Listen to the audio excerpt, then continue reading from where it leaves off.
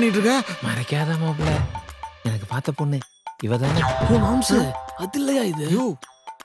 அதெல்லாம் எனக்கு தெரியாது. அதுக்கு என் வருங்காலம் எதிரில இருக்கு. விடுங்கடா.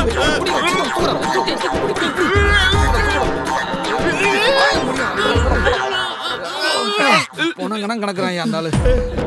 துரோகிகளா என்னடா பண்றீங்க? நான் அவட்ட போய் பேச போறேன்.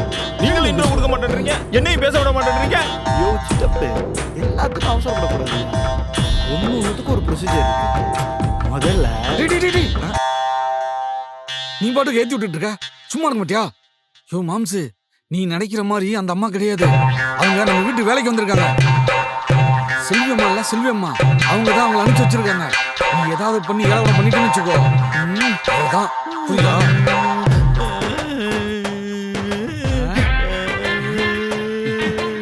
யோ, என்ன இப்படி அசிங்கம் பண்ணிட்டு இருக்க?